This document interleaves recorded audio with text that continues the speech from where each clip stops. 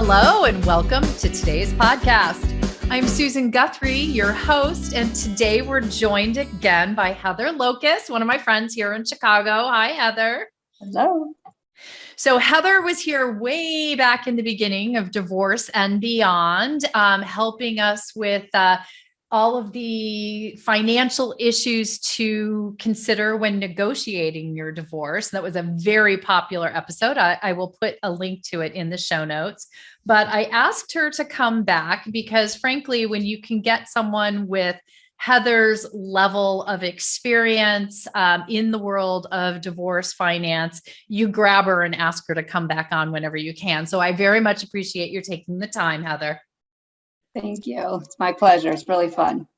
Yeah, I love doing these episodes. I always learn new things. I've learned a couple of new things getting ready for this episode today. But let me first just give everybody that background on why you are such a leading expert, because you really are one of the country's leading divorce financial professionals. You are a voice for divorcing couples, of a source of education.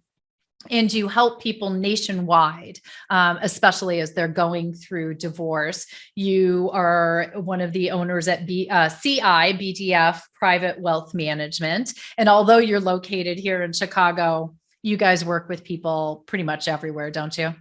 Yep, all over the U.S. All over the U.S. So, I'm going to tell everybody all the initials after your name just because I enjoy that so much. So you are a CPA, a CFP, and a CDFA. So just tell everybody, I know CPA, Certified Public Accountant, CDFA, Certified Divorce Financial Analyst, and Certified Financial Planner.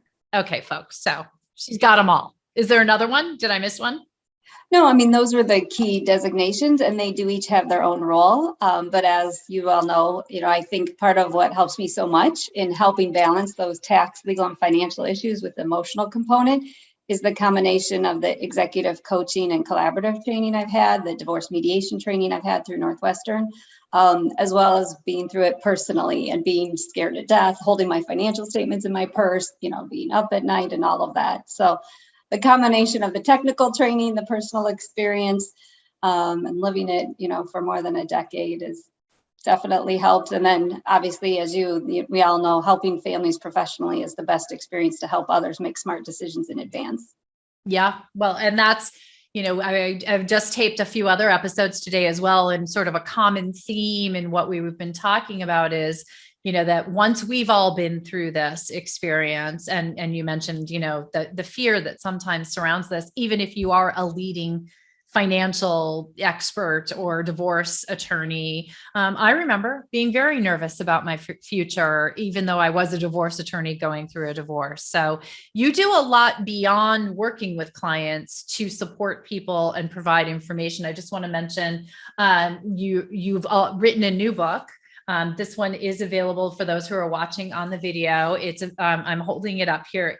This was at the request of the Academy, the American Academy of Matrimonial Lawyers. Let me just point out, the leading divorce attorneys in the country asked you to write this book for them. So that tells you something right there. It's called Financial Issues in Divorce, a Client Handbook, and it is available on the AAML website. We'll have a link to that for everyone. And the name of your first book, Heather? The Next Chapter, which is a practical roadmap for navigating through and beyond divorce. Which is fantastic. It's in my other office, or I'd be holding that up as well. And that one is not available. That is something that Heather wrote and gives to her clients and to others to help support them on the way. One of the little tips about that book is it comes in a beautiful cover. Heather's going to be holding hers up. It comes in a cover that you can't tell what it is. And it doesn't say divorce on it at all. So it's a wonderful resource as well for people. And then you write, you do a lot of other writing. I'm holding up an article that you recently wrote for Forbes. People can follow you there. You're one of their regular contributors. I'll have a link to this blog post as well, because it's kind of what we decided to base today's episode on. In your last appearance, you were talking about the key and significant financial considerations that you need to look at when negotiating your divorce. But for today, we wanted to talk about your top 5 ways that people can save money as they go through divorce. And this is really critical because, again, going back to that clutch in your financials and being afraid, one of the biggest fears around divorce is money. And one of the biggest fears around the money is the divorce is going to bankrupt you. Yeah, that is true. And some of them are counterintuitive or just something you wouldn't think about. I mean, it's really about starting the divorce smart and organized from the very beginning, from either when you're ready to start or when your spouse tells you that they want a divorce. I mean, a thing as simple as setting up a new email that you only use for your divorce communications. Something so simple can save you a lot of time, money, and energy and stress, because most divorces last about 2 years, anywhere from 6 months to 6 years. And when you have to go back and look at communications, to have one email that has all of those documents can really save you a lot of time and energy, and can save when you're organizing things to communicate with your team. In addition, it just prevents you from getting surprises and triggers from your work email or from your personal email that you might use for kids, friends, family. So again, just smart decisions throughout the way, given that this is a really long marathon, can really help time, money, and energy saving. Well, that's one of my favorite things about you, because I have a lot of, friends in the divorce world. It's a very lovely group of professionals in this space who really want to help people. But many of them, you're a financial professional. Many of them are very focused on helping in their very specific area, but you are so widely read. You read all kinds of books and do a lot of, you research and reaching out for information from all different areas. We were just talking about discernment counseling, which you mentioned in this blog. And I just wonder if you would touch on what that is, because many people don't even know what it is. And it certainly isn't something they would expect to hear about from a financial professional. Right. Well, I mean, one of the most cost-saving things you can do is to frankly have a healthy marriage and try to stay married if it's possible. And obviously, a lot of times, like mine, it wasn't the right move, so we did get divorced. But it was funny, when I wrote the first book, the next chapter, I had a lot of input for different sources, had been going to different study groups, one that was a legal psychological group that met every month. And that was so helpful. And that's really how I learned about discernment counseling. And I was pretty much done with the first book. And then I heard a presentation on discernment counseling from a therapist. And I went back and I said, we need to make this chapter 1 of the book. Yeah. Because it's so easy it's not always easy to start a divorce, but once someone decides, yes, you can hire an attorney and a professional and get the divorce started. But once you get those wheels turning, people don't often think like, I could stop the divorce. And sometimes people don't realize there is space in between the traditional marriage, the way we, at least us 50 and beyond grew up with beaver cleaver marriages, yes.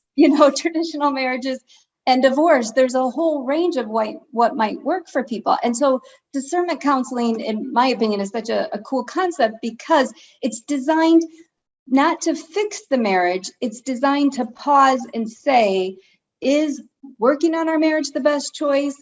Is getting divorced the best choice? Or is a status quo, at least for right now, the best choice for us? Because it doesn't matter what works for our friends, family, and neighbors. Of course, it matters what works in each individual's family situation where they are.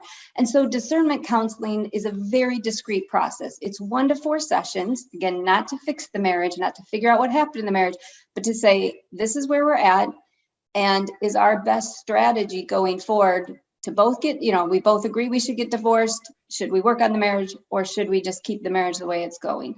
And it usually comes up when one spouse wants to get divorced and one doesn't. And what I encourage the spouse, if it's the spouse who contacts us who doesn't want to get divorced, is that even if you don't want to slow down and take those 1 to 4 sessions, taking the time to process and get a little bit of closure and clarity is probably going to save you a lot of time, money, and energy in the divorce negotiations if you do proceed with the divorce. And I learned about it maybe 7 years ago. My experience with people going through discernment, most do end up getting divorced, but I have had, as I mentioned, two people refer to me for divorce. They were ready to get divorced and they wanted a copy of the book and help with their finances. And they learned about discernment counseling from my book and then, went through it. And it's, so to my knowledge, saved both marriages so far. One's about 2 years and one's 5 years. So who knows? But again, those of you that are skeptical that your marriage can be saved, it's also equally, if not more important, to help you with the divorce process, make it faster, streamlined, less costly, conflict, and less collateral damage. Yeah, I mean, it's really one of those additional steps or, well, first off, it's that moment to take a breath and pause, right? As you said, once you get caught almost in the river flowing of a divorce process, you can feel very much like you are in the rapids and no amount of paddling is going to get you to shore or stop that canoe from moving or whatever's happening to try to close out that analogy. But it also gives you that opportunity to sort of have some conversations with your spouse about how you're going to move forward and making these decisions, which can feel very much like it was made by one of you, and make some decisions about how things are going to go from there. So it's really an incredibly helpful process that almost no one knows about. So there you go, folks. We've started off with one money saving tip, because as Heather just said, even if it doesn't end up being that you stay in the marriage, having had those conversations and have taken the time and the space to have them will often be very critical in helping you move forward in a more, amicable way for your family as you restructure. But you do have 5 very distinct, really helpful. I looked through them all and I'm like, spot on, spot on, spot on. So let's start with that first one, because it's kind of that right in that spot on. You say you have to have laser focused priorities, and I could not agree more. Yeah, actually, I love your analogy of the rapids and going around, because that's often what it feels like. Oh, yeah. Physically, mentally, emotionally. And, I tell people often you're making a series of least worst decisions. Like, it's very rare in divorce. You're like, oh, I have 2 great choices. It's like, oh my gosh, I have to pick between this and this. And so to have crystal clear focus on what is most important. And, in my book, one of the things I have is like, write it down and put a picture, not only in the book, but wherever, and right now, especially still kind of where we're doing so much remote, it's like right in front of you, because when you're in the middle of the rapids, you have to focus on, and for me, that was for my kids. I mean, I say that the end of my marriage was not amicable, but I chose to make divorce and co-parenting amicable. And it was because I knew that outside of being a good mom for my 5 and 7-year-old, the best thing I could do for my kids was for them to have a healthy relationship with their dad. And ultimately that was best for me as well. And, now 10 years later, I think we've done a really great job of it. I mean, it definitely has not been easy at times, but it was the smart move. And that's what I'm always about, like the practical smart move. And sometimes, again, that's very counterintuitive. So the laser focused priorities is what's really, really important to you and why, but also what's really, really important to your spouse and why. And, many people are like, I don't really care what's important to them, but you do, because if you want to get divorced, or if you don't want to get divorced, but you want to get through with the least amount of cost, complexity and collateral damage, you both unfortunately have to work together. You might make more decisions to get divorced than you would have made staying married for the next 10 years. And people don't understand that when they decide to get divorced. You are in a lawsuit with your spouse, period. And so to have the priorities, to focus what's more importantly, and just understand that no matter what, you're going to be lucky to get your top couple of priorities, is going to help you be laser focused in your negotiations, in your time with your attorney, and knowing, again, what's most important to your spouse and why is going to help your attorney and you and mediator, whoever the team is, to come up with a settlement offer and negotiations that will honor your family's values. And again, you might not care about with your spouse, but you're not going to get a signed document and get to move on without it. Right. It's so important what you just point out there, because so many people think, well, I'm getting divorced. There are laws about divorce. It says what I'm going to get, and that's all going to happen. Or a judge will ultimately decide. And reality statistics are that I think it's 97 to 98% of cases go forward with an agreement, meaning that somehow you and your ex figure out how you're going to divide everything up and how you're going to co-parent going forward. That means exactly what you said. So critical for people to understand. You guys are in it together to get to the end.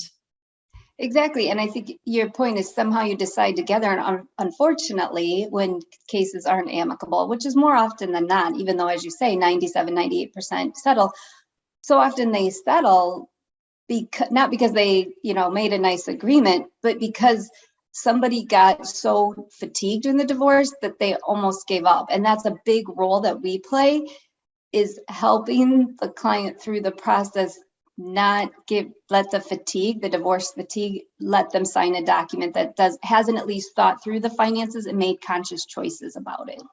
Right. That's a very important point as well, because, there are schools of thought in negotiation where just keep that negotiation going, dragging on, keep the costs building up, and sooner or later someone's going to fold because they're exhausted, they can't take it anymore, or they're running out of money to fuel the fight. That does not lead to an agreement that historically tends to hold up for very long. And by that, I mean, sooner or later, probably sooner, you will find, even with an agreement, you will find yourself back in court because somebody agreed to something that doesn't work. Yeah, I think that's a great point, because when people sign too quickly, they do end up back in court. And, they think at the end, like, I can't afford this time, money, and energy. And so I'm just going to sign it, be done. And then that regret sets in, and then they want to go back. So again, our role is to really help them pause, because it really is a smart money decision. And, we do that through the process of making sure they see, what does this look like long term? That's our settle smart, we'll talk about in a little bit, as well as doing a summary of the marital settlement agreement, and looking at how is this implemented and making sure we understand it and that it's really clear, because we're the ones that are usually with them for the next 20, 30, 40 years, providing the cash flow, the growth on the portfolio, but the money they need for taxes, and as well as obviously to pay the bills. So it's important that the team that's going to be with them understands it and make sure it's written so it can be implemented and minimizes questions for follow-up on tax issues and things that the follow-up year. Yeah. And I want to follow up with what you were just saying there, because you are generally working with people that are high net worth and above. I mean, people who have a number of assets and a great deal of income, but the tips that we're talking about here are applicable to anyone at any income level. These are really critical points, whether you have millions or billions in the bank or you're living paycheck to paycheck.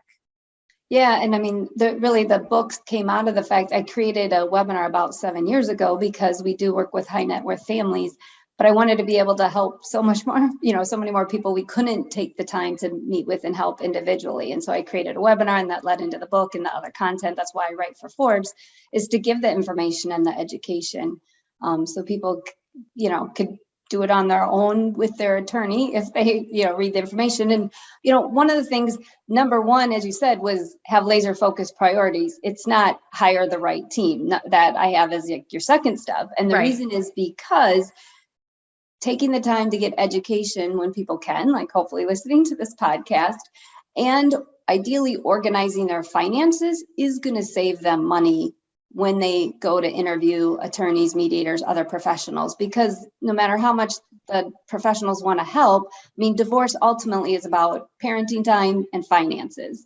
And so on the financial issue, the more people can gather for listing of assets, debt, credit report, tax returns, and have that when they go interview professionals, and then be able to show that to them, the better advice they're going to be able to get, and the faster they're going to be able to find the right fit attorney and the right fit mediator if they use it, and divorce coach, or any other professionals they hire. And so sometimes, again, slowing down a little bit and being organized up front with the right email, doing the education, getting the organization finances can save so much time, money, and energy throughout the process.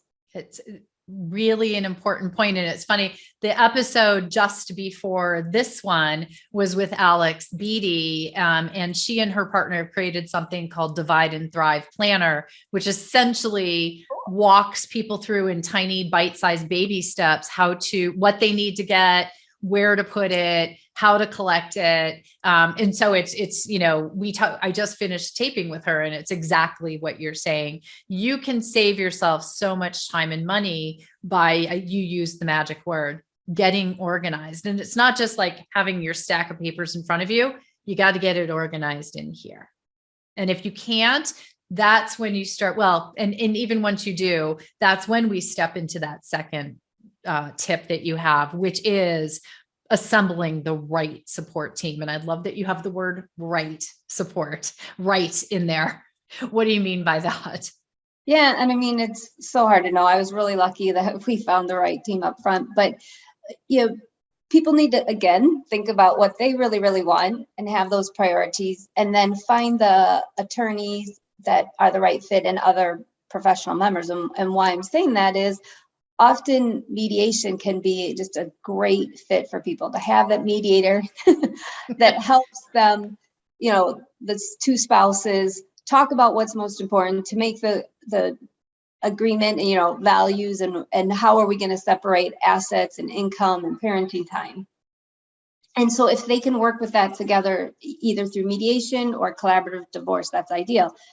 But sometimes, unfortunately, that isn't going to work. I mean, we see a lot of alcohol abuse, gambling abuse, just on really unfortunate issues that led to the divorce. And sometimes even with those challenging issues, though, collaborative can work really well, which, as you know, means that you sign an agreement that you and your team, specialized attorneys with extra training, will work together to try to come to negotiation. And if not, and you won't go to court. And if you can't agree, then you do kind of have to start over, which is one of the challenges, but also makes it people much more motivated to work together. Yes. That's really a great solution.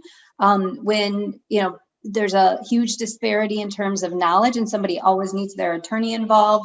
It can be a great solution when people are really, really motivated to keep things confidential and don't want anything in court. And again, sometimes when we're working with the spouse that, maybe doesn't have as many skeletons in the closet, we talk about, on one hand, you might not care, but overall for your family, it's probably best if you keep it private. You always want the breadwinner to keep working and making as much money as he or she can. Yes. And, when people have their attorneys file things at work or do things that might embarrass them in public, or put things on social media that might lead to high-level executives or high-profile celebrities, et cetera, losing business, losing contracts, losing their job, it ultimately just hurts everybody, the non-financial spouse and the kids. And so while in the short run, it feels like it might give a little satisfaction, it ultimately is not a smart move financially.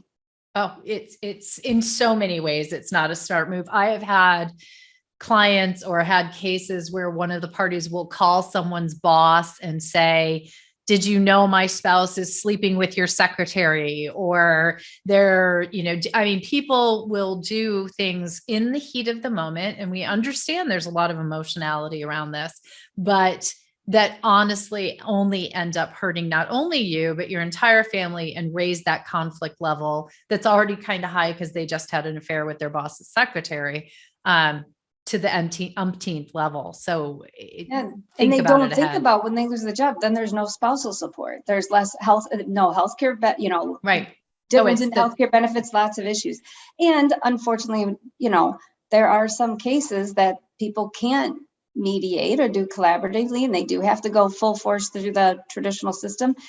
And if that's going to be the case, the sooner you know that, probably the better. Like if you really have a contention case, if the spouse isn't going to play ball at all or try to manipulate things, then you might as well get the clock running in the court system. And again, hopefully that's not what most people have to do, but it's getting educated on the process, interviewing right fit attorneys, and finding the people that are going to help your family restructure with the least amount of cost, complexity, and collateral damage that's possible. And some families that's, very amicable, and some people will never be amicable, but you can still do your part to minimize it. That's all you can control.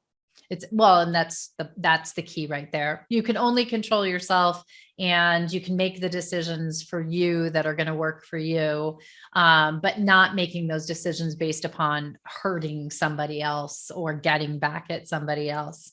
And that kind of goes, because we were just talking about the emotion, and that is the unfortunate or paradigm of divorce, or I call it the divorce conundrum, right? You are hugely emotional, you're upset, you're scared, you're angry, you're all those things. And yet you need to sit down and make these major decisions about your life and about your family and about restructuring. So you say you have to remember it's business. Yeah. I mean, no matter, like you're saying, no matter how painful it is, you're in a lawsuit, and while you're trying to come to negotiations with your spouse that are in the best interest of your family overall, and will hopefully leave each of you and your spouse with the most money that you can.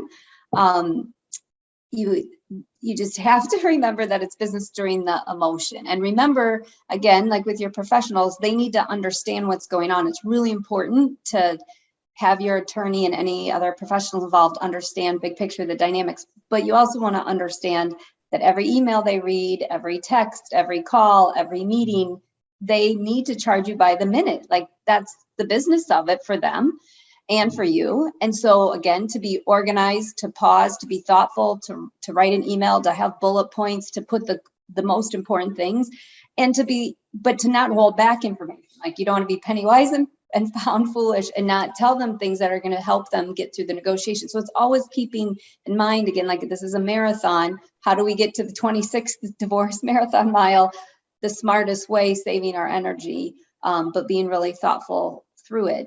And sometimes giving up a little bit more is, worth it, because it's not worth the billable hours and the time and energy to keep negotiating for the China or whatever. And sometimes it's knowing, like, no, this is worth negotiating for. If understanding what the law might give you in your state, given your situation based on your attorney's recommendations, and if your spouse is really making offers that aren't, in line with what you likely could get, and if it's not enough to reach your goals, then, sometimes the best move is to continue negotiating, even if that means fighting and spending more time in court than you'd like to. And it's always making those conscious choices. And so, we talk about in the book, it's natural human emotion when anybody's going through a divorce or any surprise, to go through shock, anger, resentment, and then hopefully, if you process those, to get to acceptance. And so we really try to get people to not make decisions in the shock phase, and hopefully process as much anger and resentment as they can before they sign the document. And what's hard in divorce is it's a constant cycle. It's like you're continually getting shocked. New things come out, spouse is doing something else, doesn't pick up the kids, it has a significant other, whatever the issue is. But that shock, if people don't pause and acknowledge the shock, anger, resentment, whatever the feeling is, but then pause and say, yes, here's my emotion, but I'm not going to make an emotional decision. I'm not going to make an emotional action that's going to cost me more time, energy, and money. Yeah. And that's so hard to do in the moment. So important to do. I'm going to pause for a second and just, and I think it's a great point that you make about not making those decisions in the heat of the moment based upon emotion. And you and I talked and touched upon something as we were getting ready to tape this episode about that sort of intersection of emotion and, your spiritual well-being, so to call, and finances. And we mentioned, I always say your peace of mind, it has a dollar sign attached. And you just were saying, sometimes it's worth the cost of continuing the fight. Sometimes it's not. Exactly. And only, like, you want to get good information from your experts, but trust your gut. Like I say, like, you're the CEO of your divorce process. You hire a great team, but you are still the leader. You are still in charge, no matter how great your team is. Only you know what's best for you and your family. Right. And I like that. You're the CEO of your divorce. That might make a good title for this episode. I love it. Yeah. And then I definitely want to touch on subtle smart, because this is something that's very specific to you and to your company that just brings such enormous value to your clients and to the professionals that you work with, right? You work with the teams as the financial professional. So you work with attorneys and mediators, and I know they love you for this. So explain smart, subtle, explain the concept behind this. Yeah, so Settle Smart is doing projections where we take either an offer you're thinking of making with your attorney to your spouse, or if you've received an offer from your spouse, or if you're in mediation, a range of outcomes that you guys are narrowing in on with the mediator. And so we only do it when we've gotten some written information from the mediator and or the attorneys, because we only want to run projections that are based on what's possible in the case, not what people should get or what they think they're entitled to, because we all know that it's only possible given the assets of the family and given what might happen within the law and or you can get your spouse to agree to. But Settle Smart's about saying, okay, if you got this amount of the property settlement, if you earned this amount of money, if you received X amount for spousal support and or child support, and then you took these responsibilities for the kids, for whatever else might be in your agreement, what does this look like for the next 10, 20, 30, 40 years? And that's really important because we talked about trying to get people to focus on what they can control. You can't control the law, you can't control what your spouse can do. But when they can see, here's a potential range of settlement options, again, for property as well as support payments, and then they can see what that looks like in the future. If it's not enough, then they can see, well, what if I work and earn more? What if I spend less? Really important in the Settle Smart is, what do we do with the family home when there's kids? Because most times both spouses really do want what's best for their kids. And even in multimillionaire divorces, which is what we usually deal with, few people live on half of their assets and income. So almost everybody in divorce has to make some adjustments. And again, often spouses do want to figure out what's going to help our kids adjust to the two households, to potentially stay in the same school system and make that decision smartly. But they need to understand what that means long term. And a real common misconception is people think we'll sell it as soon as the kids go to college. Like, well, if we can't afford it, always think that, right?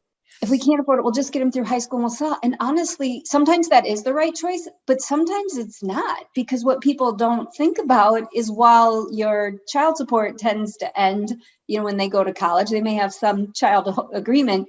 Your parenting never ends. You're going to co-parent for the rest of your life and maybe co-grandparent. And in college, we spend most of our time, frankly, really helping high net worth couples in terms of kid issues. It's really that college phase, because, usually in the agreement, you're going to see what happens, high school graduation and before. But especially high net worth couples are going to typically help their kids some through college. And even non-high net worth are typically helping their kids through college because it's so expensive. And so there's a lot of disagreements on who pays what. In addition to that, it's really hard in this day and age to raise financially responsible children in one household where the parents get along, much less two. And so we work on those issues. But coming back to keeping the family home and college, it's understandable people think we'll get both spouses, husband, wife, or two wives, two husbands, think we'll get the kids through high school and then we can sell it. But the reality is, when they come back from college, if they're not in the same community, that can be really difficult. And when you're already splitting very limited time between two households, that's much more challenging. And if no one lives in the suburb or downtown, wherever it was, like the same kind of school system where their friends were, then you as parents are going to get even less time. So sometimes it's counterintuitive. It's actually better to change housing in middle school or high school, not only for the financial reasons, but because even though it's really hard at that time, it helps the kids establish a new home. They feel like they lived there. So then when they go to college and come back, they feel again that they take this home and security. So no one, I'm not saying that's right or wrong. I'm just saying our job is to help people brainstorm all possibilities and think through different options we've seen, in the hundreds of divorce cases we've been involved with. Yeah, that brainstorming is truly critical. And that's actually a great example that you just gave, because that is a circumstance that I've seen over and over. Everybody who has agreed, every couple that has agreed in theory that they want to keep the kids in the marital residence through high school. That is just, I swear, the most common thing that people come to the table with. And it's for all the right reasons. Yeah. But for all those same reasons and everything that you just said, maybe it's not the right thing. And it's financial, it's emotional. And anyone, I hate to break this to you all, I am the stepmother of 3 24-year-olds. If you think that at 18, it all just like that parenting thing is no longer happening, that is not true. Right? I mean, you are, as you said, you're always parents, and you're going to be continuing to co-parent and hopefully co-grandparent, although we can wait a while on that. Then, it's very critical to be thinking about those things. So having that snapshot or those snapshots into the future, we always say as divorce professionals, we don't have a crystal ball, but in some ways your subtle smart is a little bit of a crystal ball into the financial future. It definitely is. It absolutely shows if these things happen, this is what this looks like. And so a couple things, it helps the breadwinners understand, okay, what if I pay this? What if I don't? What does this look tax wise? How can I make smart decisions separating assets? Being thoughtful that if one spouse has much higher income tax bracket than the other, that even though alimony is no longer deductible for new divorces, 2019 and beyond, we still can do different tax planning strategies. Maybe the breadwinning spouse gives more retirement assets to the non-financial spouse, and then they make much higher retirement contributions that they do get a tax deduction for, especially if they're a business owner. That can work really well. So there's different ways that we still can do planning and be thoughtful on what maximizes the after-tax wealth accumulation for each spouse. And most importantly, whichever one is hiring us, that they're really focused on. But again, even though they're focused on us, we educate them on, but helping your former spouse understand how this is good for them and how they can maximize whatever they do get is ultimately going to have less conflict, and is just going to be better for both of you, even if you don't really care how much they have, after tax, which is not uncommon. Well, and you do need to remember your kids. If you have children with your ex, they're living in both those households. So a need or a lack of finances in one of the households does impact your children. And the trickle down is all around, not to mention that conflict you're talking about. Number one predictor for your children having issues arising out of the divorce or not a divorce is the level of conflict between their parents. So anything you can do. And that comes to your last tip. And I have to say, this is really one of those that I know is hard for people. But in so many ways, this will save you money. This will save you time. This will save you aggravation, and this will help your kids. And that is, you say, take the high road. Yeah. And it's honestly the most important thing.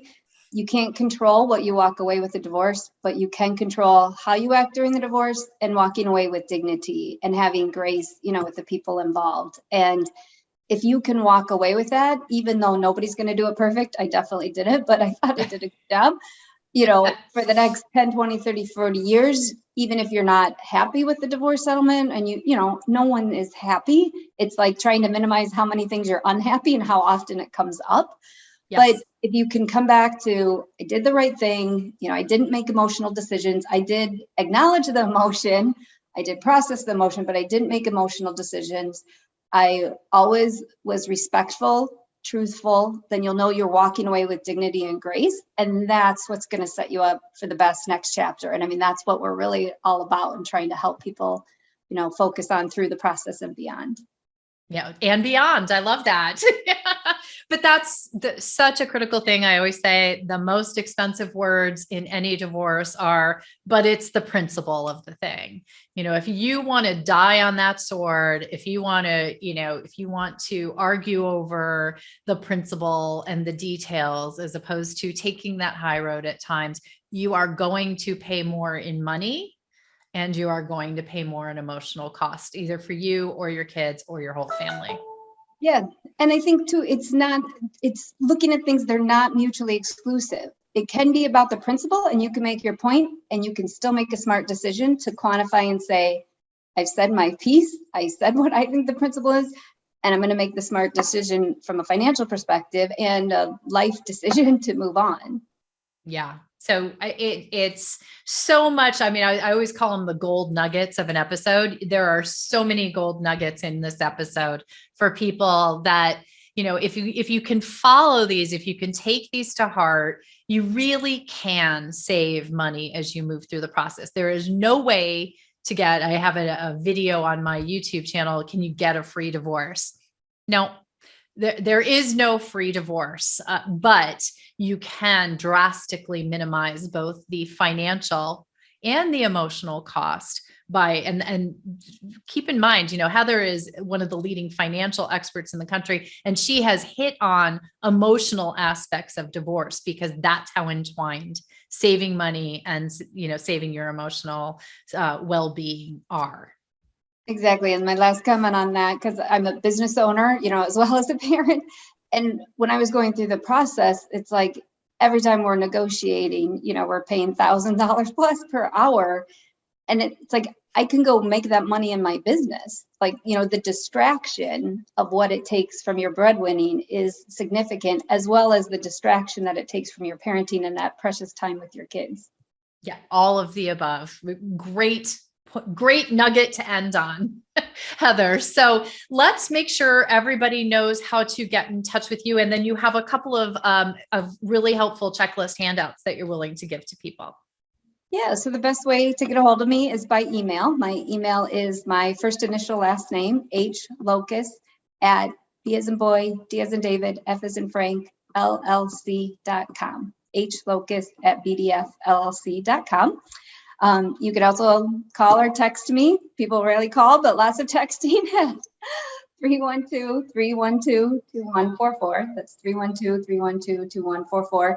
And as you said, we have lots of checklists. We have a pre-divorce checklist packet and a post-divorce checklist that's from kind of summarizing the resources from the books that I'm happy to send to anyone if you want to email me or text or call me. And then, as you said, the AAML book, Financial Issues in Divorce, the Client Handbook, is available on the AAML website. It's aaml.org. So you can feel free to purchase it there.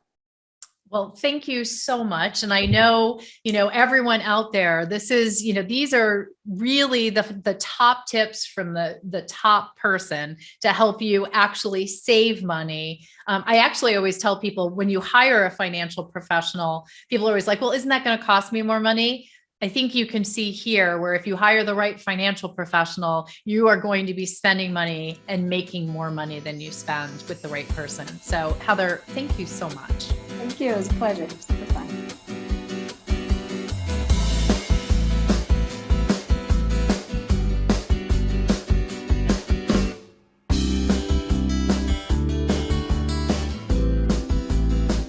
Please note, Balassa d'Inverno Foltz LLC, BDF, does not serve as an attorney, accountant, or insurance agent.